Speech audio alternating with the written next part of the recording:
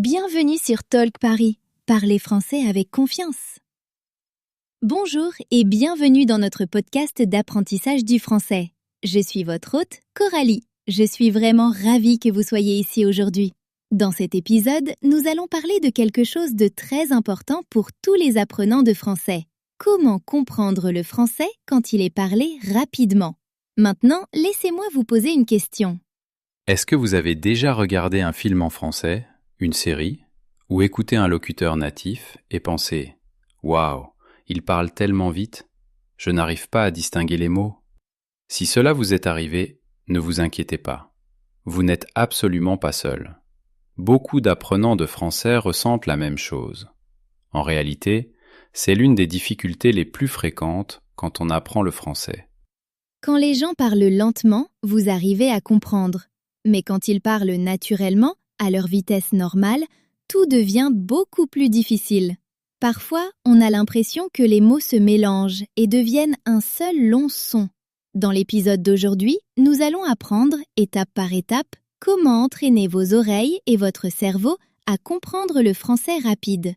Je vais vous expliquer pourquoi cela semble si compliqué, ce que les locuteurs natifs font vraiment quand ils parlent vite, et bien sûr, je vais vous donner beaucoup de conseils pratiques et d'exercices pour vous améliorer.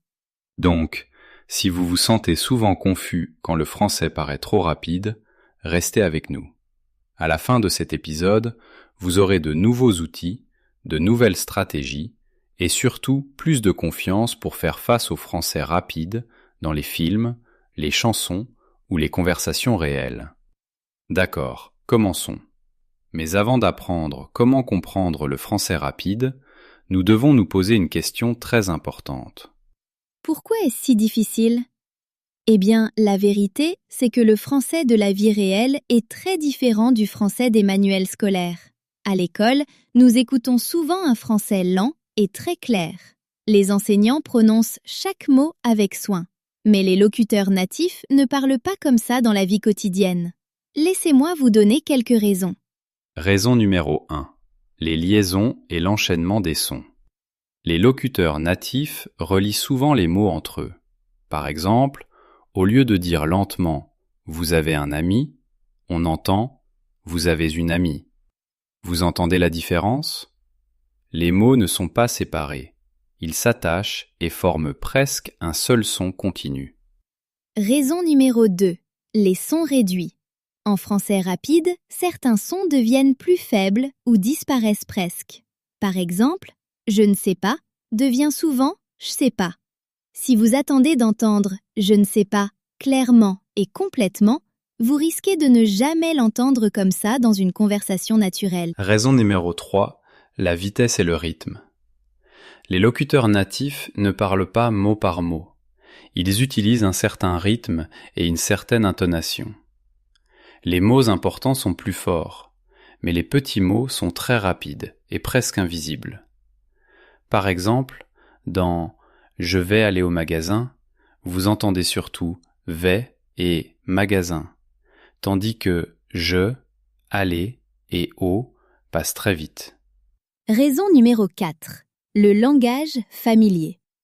Très souvent, les gens utilisent des expressions courantes ou des formes raccourcies que l'on ne trouve pas toujours dans les manuels.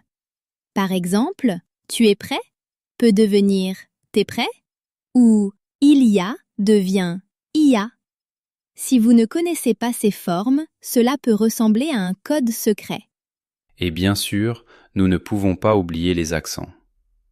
Le français est parlé en France, au Canada, en Belgique, en Suisse et dans d'autres régions du monde. Chaque accent a son propre style, sa propre vitesse et sa propre prononciation. Cela rend le français rapide encore plus difficile à comprendre. Donc, pour résumer, le français rapide est difficile parce que les sons sont liés, beaucoup de mots sont réduits, le rythme est rapide, le langage familier est utilisé et les accents changent la façon dont les mots sonnent. Mais ne vous inquiétez pas. La bonne nouvelle, c'est que lorsque vous comprenez ces modèles, le français rapide ne ressemble plus à du bruit. Il commence à devenir plus clair et plus familier. Dans la prochaine partie, nous allons regarder de plus près comment les locuteurs natifs parlent réellement et ce qui se passe vraiment quand ils parlent vite. Cela va vous aider à découvrir le secret du français naturel. D'accord. Maintenant, regardons comment les locuteurs natifs parlent réellement. Parce que la vérité, c'est que la plupart du temps, ils ne parlent pas le même français que celui que vous trouvez dans les manuels. Quand les natifs discutent entre eux, ils ne prononcent pas chaque mot clairement et lentement. À la place, ils utilisent ce qu'on appelle le français naturel. Et le français naturel a certaines caractéristiques bien spécifiques. Laissez-moi vous expliquer. Premièrement, l'enchaînement des sons.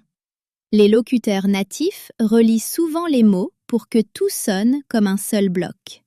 Par exemple, tout à fait peut sonner presque comme tout à fait.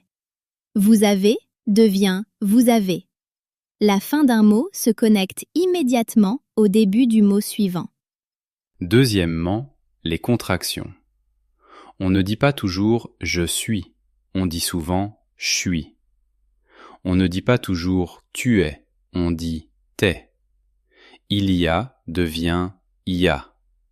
Ces petits changements rendent le discours plus court et plus rapide. Troisièmement, la disparition de certains sons. Parfois, des sons s'effacent presque complètement. Par exemple, je ne sais pas devient je sais pas. Parce que devient parce que. Ce n'est pas incorrect, c'est simplement la façon naturelle dont les gens parlent dans la vie quotidienne. Quatrièmement, l'accent tonique et le rythme. En français, on ne donne pas la même importance à chaque mot. Certains mots sont plus marqués, plus forts, et d'autres sont plus faibles et rapides. Par exemple, dans « Je veux aller au cinéma ce soir », vous entendez surtout « veux »,« cinéma » et « soir ». Les petits mots passent très vite. C'est pour cela que parfois, vous ne les entendez presque pas. Donc, quand vous écoutez des locuteurs natifs, souvenez-vous qu'ils n'essaient pas de vous embrouiller. Ils parlent simplement de manière naturelle, comme ils le font toujours entre eux. La bonne nouvelle, c'est que ces modèles se répètent. Une fois que vous apprenez à reconnaître l'enchaînement, les contractions, les sons supprimés et le rythme, vous allez commencer à comprendre beaucoup plus. Dans la partie suivante, nous allons parler de la psychologie de l'écoute. Que se passe-t-il dans votre cerveau quand quelqu'un parle trop vite? Et pourquoi parfois vous paniquez ou vous bloquez? C'est très important, parce que comprendre le français ne dépend pas seulement de vos oreilles. Cela dépend aussi de votre esprit. Maintenant, parlons de quelque chose de très important, la psychologie de l'écoute. Avez-vous déjà remarqué que quand quelqu'un parle français trop vite, ce n'est pas seulement un problème de langue, mais aussi un problème émotionnel? Vous devenez nerveux, vous ressentez du stress. Votre cerveau dit « Je ne comprends rien, je suis perdu ». Cette réaction est totalement normale. Notre cerveau est entraîné à reconnaître les sons de notre langue maternelle, pas ceux d'une langue étrangère. Donc quand les sons du français arrivent très rapidement, votre cerveau a besoin de plus de temps pour les analyser. Mais comme les mots continuent d'arriver, vous vous sentez submergé. Il y a un autre problème fréquent. Beaucoup d'apprenants essaient de traduire chaque mot dans leur propre langue pendant qu'ils écoutent. Mais quand le français est rapide, il n'y a pas le temps de traduire. Le locuteur est déjà 5 mots plus loin et vous êtes encore bloqué sur un seul mot.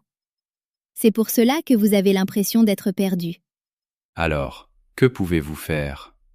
Première étape, restez calme. Ne paniquez pas si vous manquez quelques mots. Ce n'est pas grave. Concentrez-vous sur l'idée principale, pas sur chaque son individuel. Votre cerveau est très intelligent. Même si vous ne comprenez pas 100%, il peut deviner le sens grâce au contexte. Pensez à ceci. Même les locuteurs natifs ne comprennent pas chaque mot dans chaque conversation. Ils utilisent le contexte, le ton et les mots-clés pour comprendre le message. Vous pouvez faire la même chose. Donc rappelez-vous, la psychologie de l'écoute consiste à rester détendu, à se concentrer sur les idées principales et à faire confiance à son cerveau. Plus vous êtes détendu, plus vous allez réellement comprendre. Dans la prochaine partie, nous allons parler des principes clés qui peuvent vous aider à comprendre le français rapide. Ce sont les règles d'or que vous devez pratiquer chaque jour. Très bien. Maintenant, parlons des principes clés. Les règles d'or qui vont vous aider à comprendre le français rapide plus facilement. Principe numéro 1. N'essayez pas de comprendre chaque mot. C'est l'une des plus grandes erreurs que font les apprenants. Quand vous vous concentrez sur chaque mot, vous vous bloquez et vous vous sentez confus. À la place, concentrez-vous sur les mots clés. Ce sont les mots importants qui portent le sens principal. Par exemple, si quelqu'un dit « Hier, j'étais un peu fatigué, mais je suis sorti avec mes amis et on a vu un film incroyable ». Même si vous ne comprenez pas chaque mot, vous pouvez saisir l'idée principale. Fatigué, sorti, ami, film. Et cela suffit pour comprendre le message général. Principe numéro 2. Écoutez le contexte. Le contexte, c'est la situation, le thème et les mots autour d'un mot inconnu. Si vous savez que le sujet est la nourriture et que vous entendez « je vais prendre quelque chose », votre cerveau va probablement deviner un repas, pas un devoir. Le contexte aide votre cerveau à combler les trous. Principe numéro 3. Entraînez vos oreilles au modèle fréquent. En français rapide, certains schémas reviennent encore et encore. Des expressions comme « je sais pas »,« t'es »,« ya »,« je sais pas » ou « je vais ».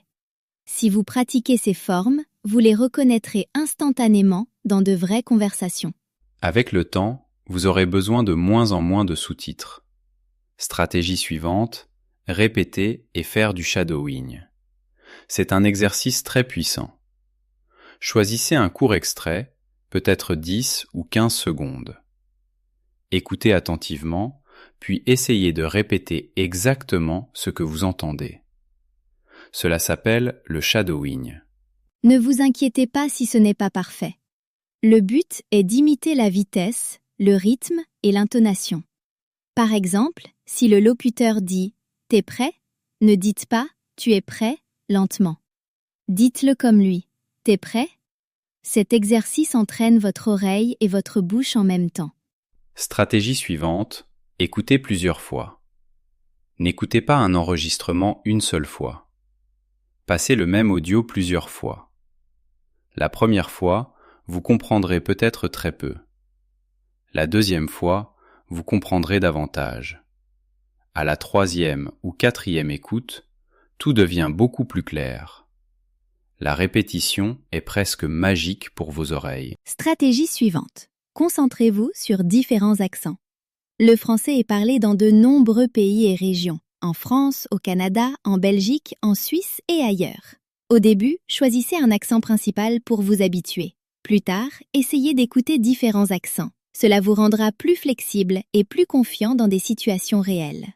Autre stratégie, pratiquez avec des chansons ou de courtes vidéos. Les chansons et les vidéos courtes sont excellentes parce qu'elles sont amusantes et faciles à répéter. Écoutez une chanson, suivez les paroles et essayez de chanter avec l'artiste. Ou regardez une vidéo courte et répétez les phrases importantes.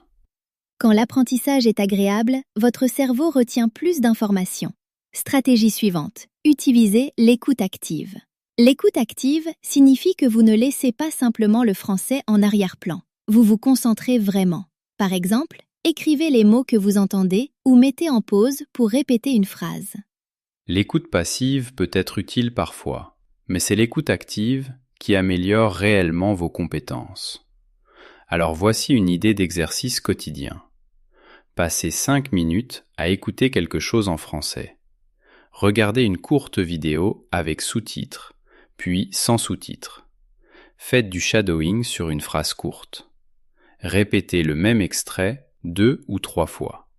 C'est tout, juste 10 à 15 minutes par jour. Et après quelques semaines, vous remarquerez une grande différence. Souvenez-vous, le plus important n'est pas de le faire une seule fois. Le plus important est de le faire chaque jour. Tout comme l'exercice pour votre corps, l'écoute est un entraînement pour vos oreilles. Plus vous vous entraînez, plus vous devenez fort.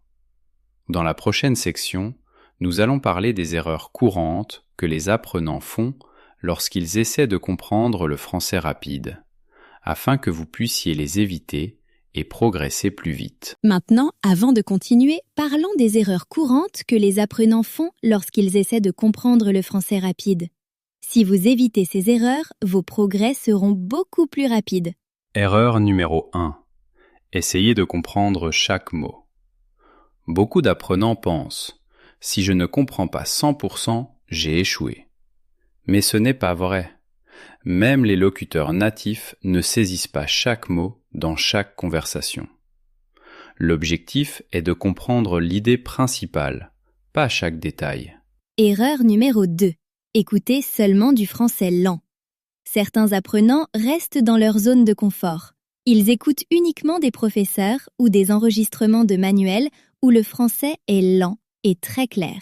Mais le vrai français est rapide et connecté. Si vous évitez le français rapide, vous n'entraînerez jamais vraiment vos oreilles. Erreur numéro 3.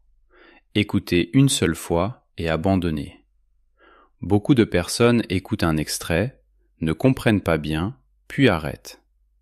Mais souvenez-vous, la compréhension vient avec la répétition. La première fois est difficile. La deuxième fois est plus facile. La troisième fois devient beaucoup plus claire. N'abandonnez pas trop vite. Erreur numéro 4. Se décourager trop rapidement. Parfois, les apprenants pensent « je ne comprendrai jamais le français rapide ». Cette pensée négative rend la situation encore plus difficile. L'apprentissage prend du temps, mais si vous restez positif et que vous pratiquez chaque jour, vous allez progresser. Donc souvenez-vous, ne poursuivez pas chaque mot. N'évitez pas le français rapide. N'abandonnez pas après un seul essai. Et ne laissez pas les pensées négatives vous arrêter. Éviter ces erreurs vous fera gagner du temps et vous donnera plus de confiance. Ensuite, parlons d'idées amusantes et créatives pour pratiquer, parce que l'apprentissage ne doit pas toujours être sérieux. Il peut aussi être agréable. Très bien. Rendons l'apprentissage plus amusant. Parce que si vous appréciez le processus, vous pratiquerez plus souvent et vous progresserez plus vite. Voici quelques idées créatives pour comprendre le français rapide. Idée numéro 1. Utilisez vos séries ou films préférés. Choisissez une série que vous aimez vraiment. Ne vous inquiétez pas si les personnages parlent vite. C'est justement le but. Regardez une scène courte, peut-être 30 secondes. D'abord avec les sous-titres, puis sans sous-titres, et essayez d'attraper les mots. Vous serez surpris de voir à quelle vitesse vous progressez quand le contenu vous plaît. Idée numéro 2. Jouez à devine le mot. Écoutez un court extrait, peut-être une chanson ou une vidéo sur Tolparis. Mettez en pause et essayez de deviner le mot manquant avant de vérifier avec les sous-titres ou les paroles. Cela transforme l'écoute en jeu. Idée numéro 3. Imitez vos acteurs ou chanteurs préférés. Choisissez une phrase d'un film ou une ligne d'une chanson. Répétez-la exactement comme l'acteur ou le chanteur.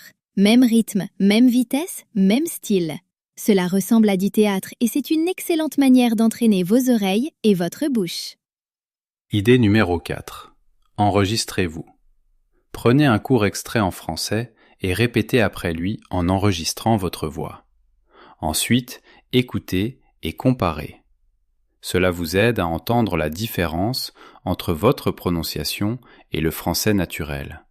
C'est amusant et cela renforce votre confiance. Souvenez-vous, apprendre ne doit pas toujours ressembler à des devoirs. Quand vous mélangez études et divertissement, votre cerveau apprend plus vite parce qu'il est détendu. Maintenant, parlons d'encouragement et de motivation. Parce que même avec des activités amusantes, il arrive que l'on se sente fatigué ou frustré. Je veux vous rappeler pourquoi vous devez continuer. Avant de terminer cette partie, je veux vous donner un peu d'encouragement. Je sais qu'écouter du français rapide peut être très difficile parfois. Vous pouvez vous sentir frustré ou même penser « peut-être que je ne comprendrai jamais ». Mais laissez-moi vous dire quelque chose d'important. Vous pouvez y arriver. Chaque apprenant rencontre des difficultés au début. Mais avec le temps et une pratique quotidienne, vos oreilles deviendront plus rapides et plus forte. Pensez à la musique. La première fois que vous entendez une nouvelle chanson, vous ne connaissez ni la mélodie, ni les paroles. Mais après l'avoir écoutée plusieurs fois, tout devient plus facile et vous pouvez même chanter avec. Le français, c'est pareil. Au début, c'est du bruit. Plus tard, cela devient clair. Alors, s'il vous plaît, n'abandonnez pas. Célébrez les petites victoires. Peut-être qu'aujourd'hui, vous avez compris un mot de plus. Demain, une phrase entière. Et la semaine prochaine, peut-être une conversation complète. Pas à pas, vous progressez. Souvenez-vous toujours que le français rapide n'est pas un mur qui vous bloque. C'est simplement une compétence que vous êtes en train d'entraîner. Avec de la patience, de la pratique et une attitude positive, vous y arriverez. Dans la prochaine partie, nous allons revoir rapidement les points essentiels d'aujourd'hui pour que vous reteniez les leçons les plus importantes de cet épisode. Très bien. Faisons maintenant un résumé rapide de ce que nous avons appris aujourd'hui et mettons en avant les points essentiels. Premièrement, le français rapide semble difficile parce que les mots sont liés entre eux, certains sons disparaissent, les locuteurs natifs parlent vite et les accents peuvent être différents. Mais maintenant, vous savez que tout cela est normal et que c'est quelque chose que vous pouvez entraîner progressivement. Deuxièmement, n'essayez pas d'attraper chaque mot. Concentrez-vous sur les mots-clés et sur l'idée principale. Écoutez le contexte et faites confiance à votre cerveau pour compléter les informations manquantes. Troisièmement, entraînez vos oreilles chaque jour. Écoutez du français régulièrement. Répétez et faites du shadowing avec de courts extraits. Utilisez les sous-titres de manière intelligente. Et n'oubliez pas de prendre du plaisir avec des chansons, des films ou de courtes vidéos. Quatrièmement, évitez les erreurs courantes. N'abandonnez pas trop vite. Ne vous concentrez pas sur chaque mot. N'écoutez pas uniquement du français lent. Et ne laissez pas la frustration vous arrêter. Enfin, souvenez-vous que la pratique, la patience et une attitude positive sont vos meilleurs alliés. Même de petits efforts quotidiens peuvent faire une énorme différence avec le temps. Pas à pas, jour après jour, le français rapide deviendra plus facile et plus clair. Prenez ces conseils, commencez à pratiquer dès aujourd'hui et faites confiance au processus. Vos compétences d'écoute vont s'améliorer plus que vous ne l'imaginez. Dans la dernière partie, nous allons terminer l'épisode avec un dernier mot d'encouragement et un au revoir. Et voilà, c'est tout pour l'épisode d'aujourd'hui sur comment comprendre le français rapide. J'espère que vous avez trouvé ces conseils et ces exercices utiles et que vous vous sentez maintenant plus confiant pour pratiquer chaque jour. Souvenez-vous, le français rapide peut sembler difficile au début, mais avec de la patience, une pratique quotidienne et un état d'esprit positif, vous allez progresser. Célébrez vos progrès, même les petites victoires, et continuez à apprécier le voyage de l'apprentissage du français. Chaque effort compte, même s'il paraît petit. Merci beaucoup d'avoir écouté le podcast Talk Paris. Si cet épisode vous a plu, n'oubliez pas de vous abonner et de le partager avec vos amis qui apprennent aussi le français. Nous nous retrouvons dans le prochain épisode avec encore plus de conseils pour vous aider à parler, comprendre et aimer le français chaque jour. Continuez à pratiquer, restez motivés et passez une merveilleuse journée. À très bientôt.